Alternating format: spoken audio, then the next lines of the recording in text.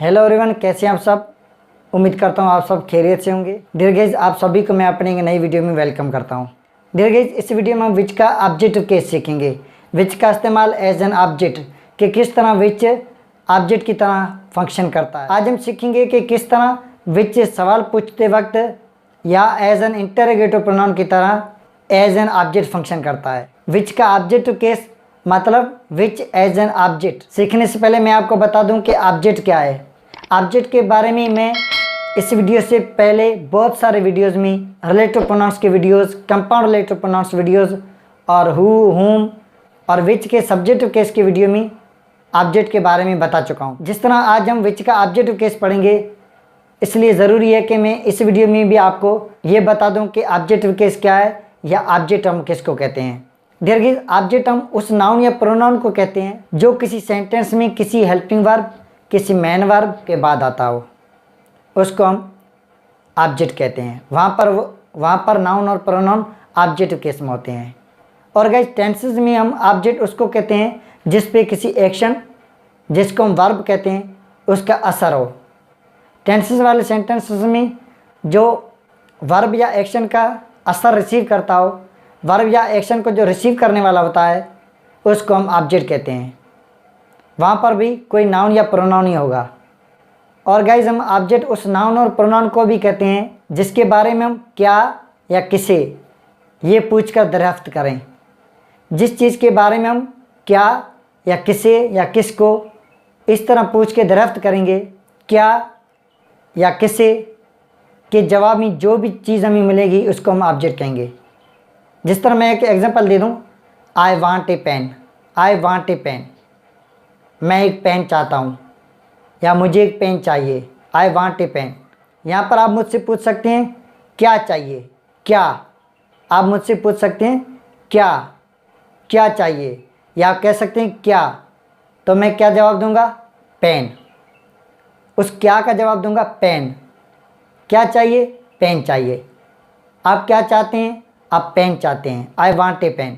तो यहाँ पर हमने सवाल खड़ा किया, हमने सवाल पूछा क्या, और क्या के आंसर में जो हमें चीज़ मिल रही है वो मिल रही है a pen, I want a pen. आप क्या चाहते हैं, क्या, तो क्या के आंसर में हम कहेंगे ए पेन। तो पेन यहाँ पर एज एन ऑब्जेक्ट फंक्शन करता है, ऑब्जेक्ट केस में है। एक और एग्जांपल लेते हैं, I gave 100 rupees to him, I gave 100 rupees to him, मैंने उसे 100 रुपये दिए। I gave 100 rupees to him, मैंने उसे 100 रुपये दिए। यहाँ पर भी हम पूछ सकते हैं कि किसे दिए, किसको दिए, तो किसे या किसको, ये वाला हम सवाल पूछेंगे। ये वाला अगर हम सवाल खड़ा करेंगे इस सेंटेंस के मुताबिक, हमें किसे और किसका आंसर ये मिलेगा, उससे। किसे दिए, उससे दिए, उसको दिए, उसको को हम कहेंगे him. I gave 100 rupees to him, मैंने उसे 100 रुपये दिए। किसे दिए, तो यहाँ पर हम सवाल पूछेंगे किसे दिए, तो किसे से जो हमें जवाब मिलेगा, जब हम ये सवाल खड़ा करेंगे कि किसे दिए, तो किसे का जो हमें जवाब मिलेगा वो मिलेगा उससे दिए, हिम मिलेगा।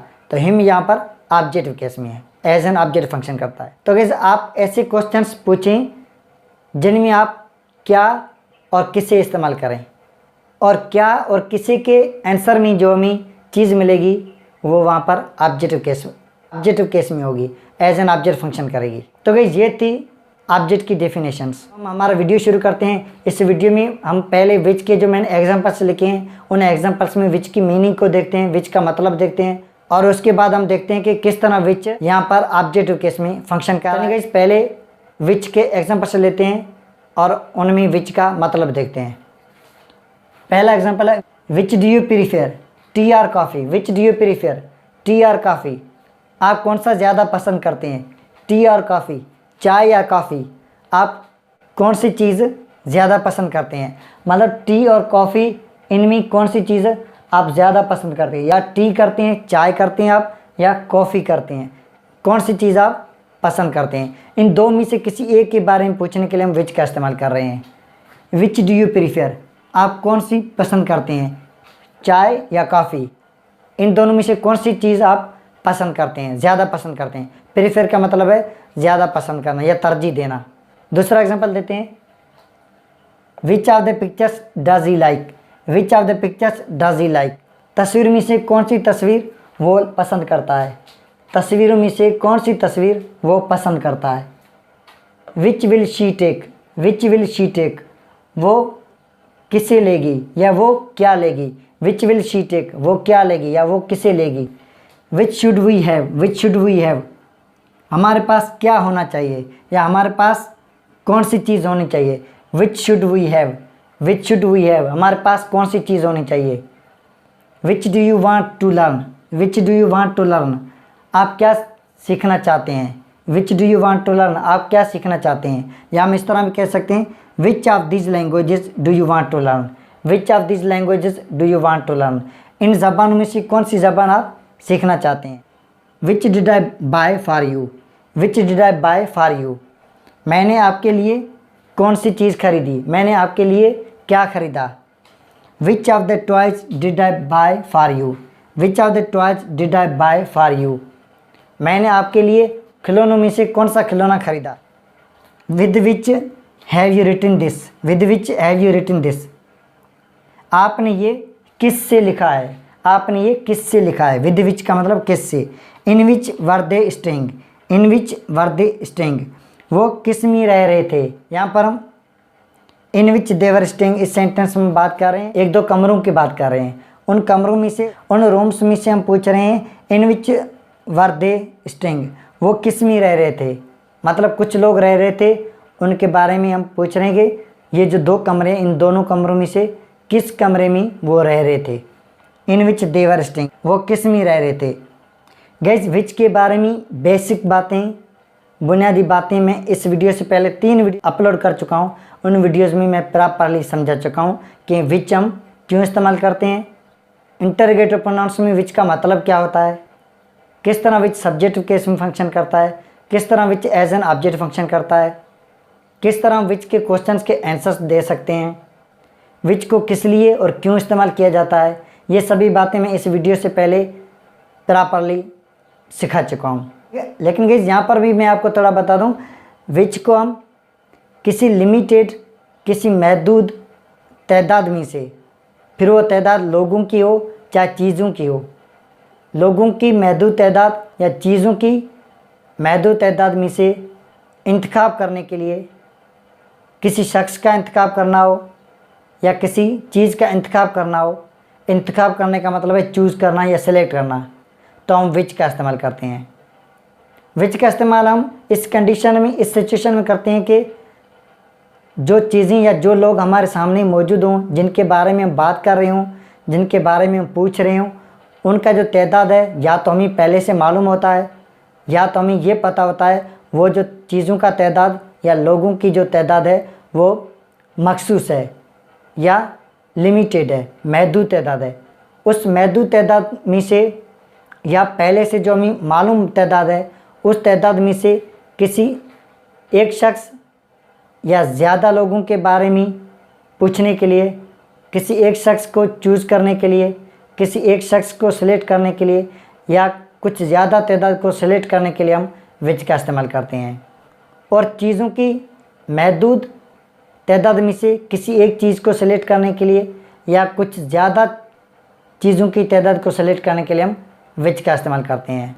विच का इस्तेमाल इस कंडीशन में किया जाता है कि जिन चीज़ों के बारे में हम विच का इस्तेमाल करेंगे उनकी तादाद या तो हमें पहले से मालूम होगी या हमें ये पता होगा कि उनकी तादाद लिमिटेड है। उनमें से किसी चीज़ या किसी शख्स को चूज़ करने के लिए, सिलेक्ट करने के लिए हम विच का इस्तेमाल करते हैं। तो गाइस, इन सेंटेंसेस में हमने विच का मतलब देख लिया। विच का मतलब है क्या या कौन सी या कौन से या कौन सा, इस तरह विच का मतलब है इन सेंटेंसेस में। चलिए गाइस, अब हम देखते हैं कि विच यहाँ पर ऑब्जेक्टिव केस में है या सब्जेक्टिव केस में है। जिस तरह अभी मैंने शुरू से बताया, आज हम विच का ऑब्जेक्टिव केस सीखेंगे। तो गाइस, इन सेंटेंसेस में विच का इस्तेमाल एज एन ऑब्जेक्ट है, ऑब्जेक्टिव केस में है। विच यहाँ पर एज एन ऑब्जेक्ट फंक्शन कर रहा है, ऑब्जेक्टिव केस में है। तो गाइस, किस तरह हमें पता चलेगा कि विच जो वो ऑब्जेक्टिव केस में है।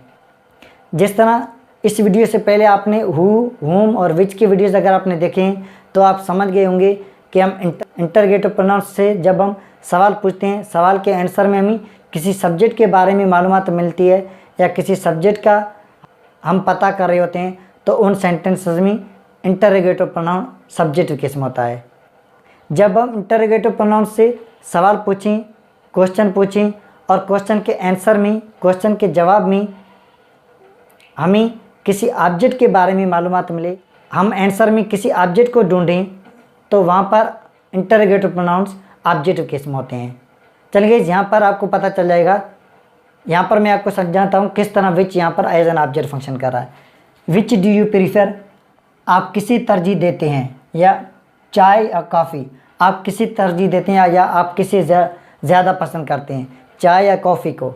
तो भाई इसका हम आंसर इस तरह देंगे। अगर हम किसी से पूछें, कोई हमारे सामने कोई मेहमान हो, उससे हम पूछें विच डू यू प्रीफर, आप किसे तरजीह देते हैं, टी और कॉफ़ी, चाय या कॉफ़ी को तरजीह देते हैं। तो इस हमारे सवाल का हमें आंसर ये मिलेगा, हमारा मेहमान हमें जवाब देगा I prefer coffee, I prefer coffee, मुझे कॉफ़ी पसंद है, मुझे ज़्यादा कॉफ़ी पसंद है, या मैं कॉफ़ी को तरजीह देता हूँ।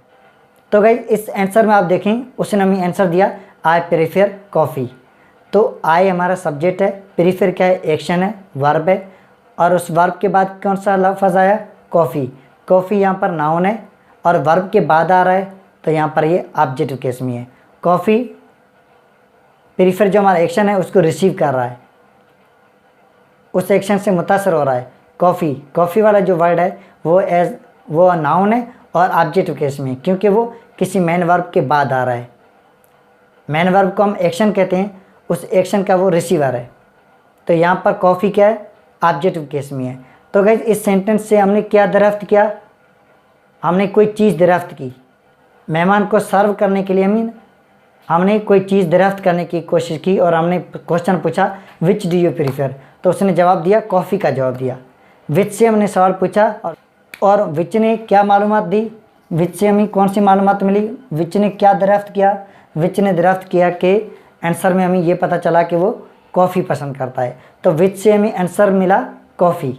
जिस तरह अभी मैंने समझाया, कॉफ़ी यहाँ पर एज एन ऑब्जेक्ट है, ऑब्जेक्ट केस में है, तो इंटरोगेटिव प्रोनाउन भी ऑब्जेक्टिव केस में है। विच of the pictures does he like, which of the pictures does he like, तस्वीर में से कौन सी तस्वीर वो पसंद करता है। इस क्वेश्चन का हमें जवाब ये मिलेगा ही लाइक्स दैट पिक्चर। इसका which of the pictures does he like, तस्वीर में से कौन सी तस्वीर वो पसंद करता है, इसका आंसर हमें ये मिल सकता है ही लाइक्स दैट पिक्चर, वो वाली तस्वीर पसंद करता है, दैट पिक्चर वो तस्वीर पसंद करता है। तो ही हमारा सब्जेक्ट है, लाइक्स उसका वर्ब है, मेन वर्ब है, एक्शन है, इसके बाद जो हमारा वर्ड आ रहा है दैट पिक्चर, लाइक्स जो हमारा मेन वर्ब है उसके बाद आ रहा है, तो यहाँ पर ये एज एन ऑब्जेक्ट फंक्शन कर रहा है। लाइक्स का रिसीवर है, तो यहाँ पर ये एज एन ऑब्जेक्ट फंक्शन कर रहा है, ऑब्जेक्ट केस में है। तो गाइस विच से हमने सवाल पूछा, हमें क्या मिला, दैट पिक्चर। तो विच ने हमें ऑब्जेक्ट के बारे में बताया, ऑब्जेक्ट के बारे में मालूमात दी, तो विच यहाँ पर ऑब्जेक्टिव केस में है। विच विल शी टेक, वो कौन सा लेगी या वो कौन सी चीज़ लेगी। विच विल शी टेक, वो क्या लेगी या वो कौन सी चीज़ लेगी। यहाँ पर हम विच इस सेंस में इस्तेमाल कर रहे हैं कि हमारे सामने कुछ पेनों की तादाद है, कुछ पेन्स हैं, और हम कह रहे हैं विच विल शी टेक, वो कौन सी पेन लेगी, कौन सी लेगी। जो हमारे सामने पेन्स हैं, उन पेन्स में से पेन्स की तादाद कुछ तादाद है, ये समझो 4-5 पेन्स हमारे सामने हैं, और हम कह रहे हैं कि उन पेन्स में से कौन सी पेन वो लेगी। विच विल शी टेक, वो कौन सी लेगी। 4-5 पेन्स जो हैं उनमें से किसी एक के बारे में हम पूछ रहे हैं, किसी एक को सिलेक्ट करने के लिए हम यहाँ पर सवाल पूछ रहे हैं। विच विल शी टेक, वो कौन सी लेगी, वो कौन सी लेगी, वो कौन सी पेन लेगी। विच विल शी टेक, वो कौन सी लेगी। तो इसका आंसर हमें ये मिलेगा she will take this pen, she will take this pen, वो ये पेन लेगी। विल टेक हमारा वर्ब है, शी यहाँ पर सब्जेक्ट है, और विल टेक के बाद दिस पेन जो है वो यहाँ पर विल टेक जो हमारा मेन वर्ब है उसके बाद आ रहा है, तो दिस पेन यहाँ पर एज एन ऑब्जेक्ट फंक्शन कर रहा है, ऑब्जेक्टिव केस में रहा है, ऑब्जेक्टिव केस में इस्तेमाल हो रहा है। तो गाइज हम विच से सवाल पूछ रहे हैं और विच हमें यहाँ पर इन सवालों में किसी ऑब्जेक्ट के बारे में बता रहा है, किसी ऑब्जेक्ट के बारे में हमें इन्फॉर्मेशन दे रहा है, इसलिए विच यहाँ पर एज एन ऑब्जेक्ट फंक्शन कर रहा है, ऑब्जेक्टिव केस में है। विच शुड वी हैव, हमारे पास क्या होना चाहिए, या हमारे पास कौन सा होना चाहिए, या हमारे पास कौन सी होनी चाहिए। यहाँ पर हम इस सेंस में विच का इस्तेमाल कर रहे हैं कि हम रिचनेस और ऑनर की बात कर रहे हैं, अमीरी और इज़्ज़त की बात कर रहे हैं। विच शुड वी हैव, हमारे पास क्या होना चाहिए, ऑनर होनी चाहिए या रिचनेस होनी चाहिए, मतलब इज़्ज़त होनी चाहिए या अमीरी होनी चाहिए। इन दो चीज़ों में से हम किसी एक के बारे में पूछ रहे हैं, इन दो में से किसी एक को सिलेक्ट करना है, ऑनर और रिचनेस। इन दो में से किसी एक को सिलेक्ट करने के लिए, इन दो में से किसी एक के बारे में पूछने के लिए हम यहाँ पर विच का इस्तेमाल कर रहे हैं। विच शुड वी हैव, हमारे पास क्या होना चाहिए। तो इसका आंसर हमें ये मिलेगा, we should have honour, we should have honour, हमारे पास इज़्ज़त होनी चाहिए। वी शुड हैव ऑनर, हमारे पास इज़्ज़त होनी चाहिए। कौन सी चीज़ होनी चाहिए, कौन सी होनी चाहिए, अमीरी या इज़्ज़त। हम जवाब दे रहे हैं कि इज़्ज़त होनी चाहिए। क्या होना चाहिए, अमीरी या इज़्ज़त। हम जवाब दे रहे हैं कि इज़्ज़त होनी चाहिए, हमारे पास इज़्ज़त होनी चाहिए। तो विच से हम सवाल पूछ रहे हैं और विच से हमें आंसर क्या मिल रहा है, ऑनर। तो गाइस यहाँ पर अब सेंटेंस में देखें, वी शुड हैव ऑनर, वही यहाँ पर सब्जेक्ट है, शुड हैव वर्ब है, उसके बाद आ रहा है ऑनर। तो वर्ब के बाद आने वाला यहाँ पर जो ऑनर क्या है, यह यहाँ पर एज एन ऑब्जेक्ट फंक्शन कर रहा है, ऑब्जेक्टिव केस में है, क्योंकि ये वर्ब के बाद आ रहा है। हैव हमारा मेन वर्ब है, उसके बाद आ रहा है, तो ऑनर यहाँ पर ऑब्जेक्टिव केस में है। तो विच से हमने सवाल पूछा है और सवाल के आंसर में हमें किसी ऑब्जेक्ट के बारे में पता चल रहा है। यहाँ पर विच हमें किसी ऑब्जेक्ट के बारे में इन्फॉर्मेशन दे रहा है, तो विच यहाँ पर ऑब्जेक्टिव केस में। तो वैसे इस तरह आप सभी सेंटेंसेस में आप देखेंगे विच से हम सवाल पूछेंगे, ये जो सभी सवाल आता विच से पूछें और इसके आंसर में हमें क्या मिलेगा, कोई ऑब्जेक्ट का पता चल। एक और आगे एग्जांपल लेते हैं, which do you want to learn, which do you want to learn, आप कौन सी सीखना चाहते हैं। Which do you want to learn, आप कौन सी सीखना चाहते हैं। या हम कह सकते हैं विच ऑफ दीज लैंग्वेजेस, इन ज़बानों में से कौन सी ज़बान आप सीखना चाहते हैं। तो हम कोई लैंग्वेज सामने रख रहे हैं, 3 4 5 कोई लैंग्वेजेस हम सामने रख रहे हैं। उन लैंग्वेजेस में से किसी एक लैंग्वेज को चूज़ करने के लिए, सेलेक्ट करने के लिए हम सवाल पूछ रहे हैं, which of this languages do you want to learn, इन लैंग्वेजेस में से, इन ज़बानों में से कौन सी ज़बान आप सीखना चाहते हैं। तो हमें आंसर मिलेगा I want to learn English language, I want to learn English language. तो गाइस यहाँ पर देखें, आई सब्जेक्ट है, लर्न हमारा मेन वर्ब है, उसके बाद आ रहा है इंग्लिश लैंग्वेज। तो इंग्लिश क्या है, यहाँ पर वर्ब के बाद आ रहा है, तो यहाँ पर एज एन ऑब्जेक्ट है, ऑब्जेक्टिव केस में। तो गाइस विच से हमने सवाल पूछा और हमें ऑब्जेक्ट का पता चला, इंग्लिश लैंग्वेज का पता चला।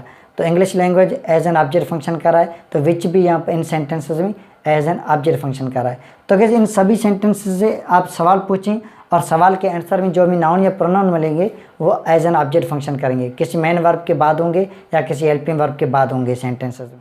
इस तरह हम ये पहचान सकते हैं कि इंटरोगेटिव प्रोनाउंस ऑब्जेक्टिव केस में है। गाइस जिस तरह अभी मैंने बताया, एक और ट्रिक होती है जिससे हम पहचान सकते हैं कि प्रोनाउंस जो है वो ऑब्जेक्टिव केस में या सब्जेक्टिव केस में है। वो ट्रिक ये है कि आप जो सेंटेंस में प्रोनाउन मौजूद हो उस प्रोनाउन को छोड़कर आगे देखें, आगे कोई सब्जेक्ट और वर्ब मौजूद हो तो उस सेंटेंस में प्रोनाउन जो है वो ऑब्जेक्टिव केस में होगा। यहाँ पर विच को आप छोड़ दें, विच के आगे देखें यू सब्जेक्ट है, फिर उसका वर्ब है, सब्जेक्ट और वर्ब पहले से मौजूद है, तो यहाँ पर विच ऑब्जेक्टिव केस में है। इस सेंटेंस में विच को आप छोड़ दें, आगे देखें ही सब्जेक्ट है, लाइक उसका वर्ब है, तो सब्जेक्ट और वर्ब पहले से मौजूद हैं, तो यहाँ पर ऑब्जेक्ट की ज़रूरत है, तो विच यहाँ पर ऑब्जेक्ट के बारे में पूछ रहा है, तो विच यहाँ पर ऑब्जेक्टिव केस में है। यहाँ पर भी शी सब्जेक्ट है, टेक वर्ब है, सब्जेक्ट और वर्ब पहले से मौजूद हैं, तो विच यहाँ पर ऑब्जेक्टिव केस में है। यू वांट, यू सब्जेक्ट है, वांट वर्ब है, तो विच यहाँ पर ऑब्जेक्टिव केस में है। यहाँ पर भी वी सब्जेक्ट है, वी सब्जेक्ट है, वर्ब है, तो विच यहाँ पर ऑब्जेक्टिव केस में है। आई सब्जेक्ट है, बाय वर्ब है, तो विच यहाँ पर ऑब्जेक्टिव केस में है। यू सब्जेक्ट है, रिटर्न उसका वर्ब है, तो विच यहाँ पर ऑब्जेक्टिव केस में है। तो गाइस ये था वीडियो विच के इस्तेमाल पे। इसमें हमने विच का इस्तेमाल as an interrogative pronoun objective case में सीखा। गाइस उम्मीद करता हूँ आपको ये वीडियो समझ आ गया होगा। डियर गाइस अगर आपको ये वीडियो अच्छा लगे तो लाइक करें, कमेंट करें और ज़्यादा से ज़्यादा शेयर करें ताकि ज़्यादा से ज़्यादा लर्नर्स तक हमारा वीडियो पहुँच सके। डियर गाइस अगर आप मेरे चैनल पर नए हैं तो चैनल को सब्सक्राइब जरूर कीजिए और साथ में बेल आइकन को जरूर प्रेस कीजिए, क्योंकि मेरा हर नया अपलोड होने वाला वीडियो आपको नोटिफिकेशन टाइम पर मिलता रहे। चलिए गाइस मिलते हैं नेक्स्ट वीडियो में, तब तक के लिए goodbye, thanks for watching.